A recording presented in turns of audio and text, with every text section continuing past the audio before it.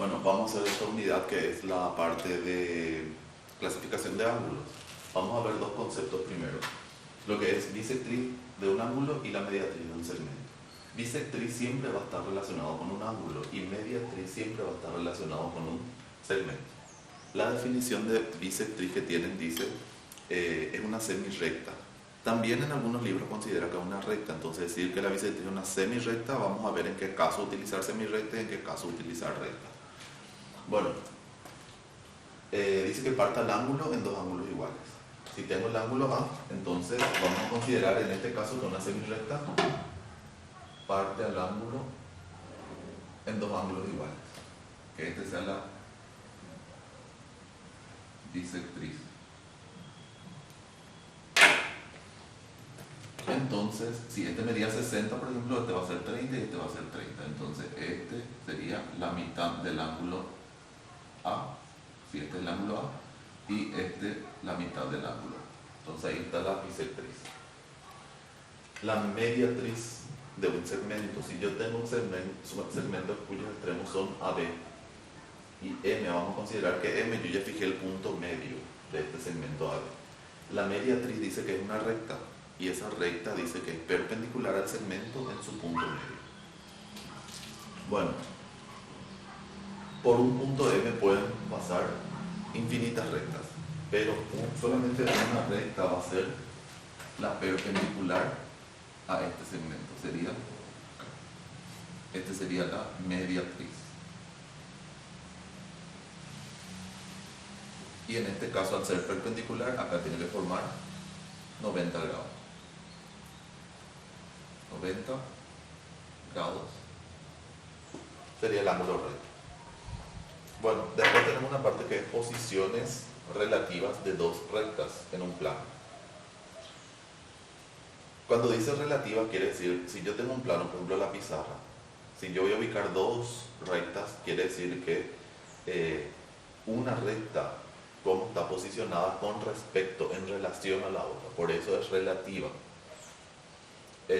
Puede haber tres posiciones en un solo plano. Cuando en el espacio también hay uno más que se llama laveadas, pero nosotros vamos a considerar lo que están en un solo plano. Bueno, las paralelas, dos rectas AB y CD son paralelas cuando no tienen punto en común. Hay un teorema también que dice que toda recta es paralela consigo misma. Eso después vamos a ver en analítica, cuando demos la ecuación de la recta, ese teorema. Pero ahora vamos a considerar que las rectas paralelas no tienen ningún punto en común. Bueno, y la simbología o la notación es esta. La recta AB, para indicar que es paralela a CD, entonces se va a poner así. Bueno, después tenemos las perpendiculares. Dice que dos rectas son perpendiculares cuando se cortan y forman ángulos iguales. La única manera que dos rectas se corten y formen ángulos iguales, forman cuatro ángulos, y como que una vuelta completa es 360 grados, entonces dividido 4 sería 90, que es el ángulo recto. Entonces, dos rectas son perpendiculares cuando se cortan y forman ángulos de 90 grados. Y por último, si no son ni paralelas ni perpendiculares, son oblicuas. También se cortan acá en el punto O, la recta AB y CD se cortan, pero no forman ángulos iguales. Acá, por ejemplo, se nota que es un ángulo agudo y este es un ángulo obtuso, no son iguales. Entonces, estas son oblicuas. La manera de simbolizar las perpendiculares es así, este símbolo. Bueno, después vamos a hacer algunas clasificaciones de ángulos. Hay varias clasificaciones, pero la principal es teniendo en cuenta la abertura que tiene. Vamos a ver, esto ya vimos la otra vez, que es la cuestión de ángulo entrante. Definición de ángulo, digamos la porción, si el plano es la pizarra, entonces dos semirrectas que tienen un origen común, entonces dividen el ángulo alfa y todo el otro sería el ángulo beta. Entonces alfa sería el ángulo que yo les había dicho, si decimos ángulo nomás, pero también la otra región se considera que es un ángulo entrante. Y el ángulo entrante ya les había dicho que está comprendido entre 180 y 360, o sea, es más grande que 180, pero más pequeño que 360. Bueno, después vamos a ir midiendo si un ángulo es recto cuando mide exactamente 90 grados. Después tenemos el ángulo agudo, cuando está entre 0 y 90. Esto de entre quiere decir que no incluye el 0 y no incluye el 90. Cuando es 0 grados, vamos a ver acá, pues una clasificación, sería el ángulo nulo. Ángulo nulo es aquel ángulo que mide, o sea, que mide 0 grados. Y cuando mide, después vamos a ver el ángulo completo también, pero eso más adelante. Bueno, entonces el ángulo agudo mide entre 0 y 90. El ángulo obtuso mide entre 90 y 180, acá está un ejemplo. Después tenemos el ángulo llano que mide exactamente 180 grados. Después lo que vamos a hacer es ver a través, imagínense que estos dos pinceles, esta es una semirrecta y esta es la otra. Entonces empieza así, si yo tengo, acá empieza a dar la vuelta, los ángulos, este sería el lado inicial y este el lado final. Bueno, cuando están así superpuestas quiere decir que el ángulo es nulo. Cuando empieza a moverse hasta acá es agudo, acá llega a 90, sería recto, hasta acá es obtuso entre 90 y 180, hasta acá es un ángulo llano. Cuando pasa esto, ya se mide el ángulo de abajo, pero esto sería el ángulo entrante que estamos diciendo. Y cuando completa una vuelta, se le llama ángulo completo y mide 360 grados. Vamos, el ángulo completo es aquel que mide 360 grados.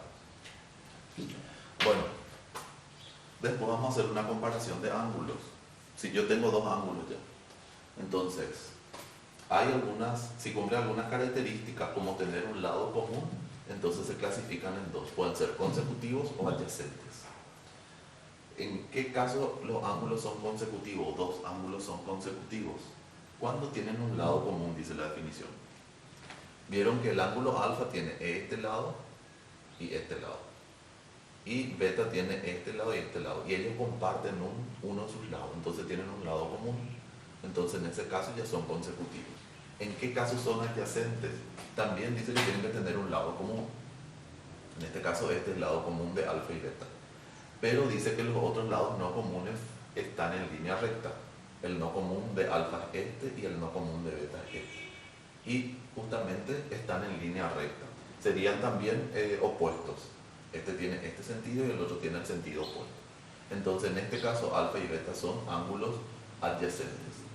Y hay una característica de los ángulos adyacentes, que sumando alfa más beta, sí o sí me va a dar un ángulo llano.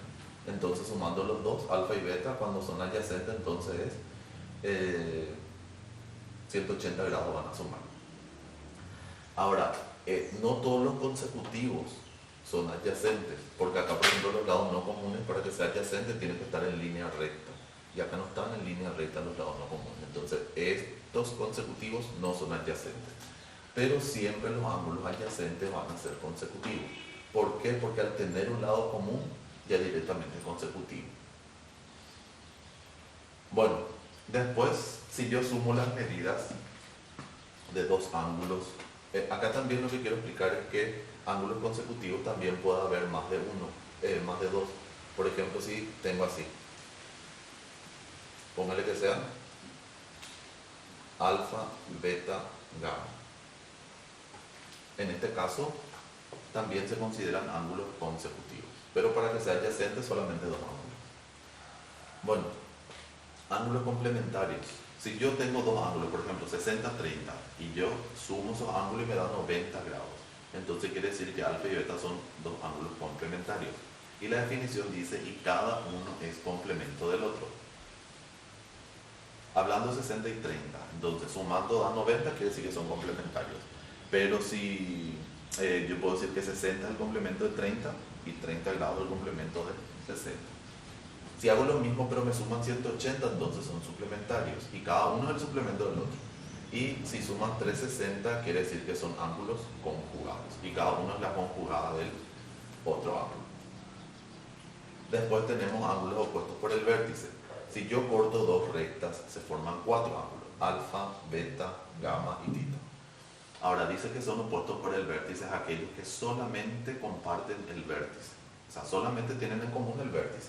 En este caso, por ejemplo, alfa y tita tienen un lado común, aparte del vértice tienen un lado común, entonces quiere decir que no son opuestos por el vértice.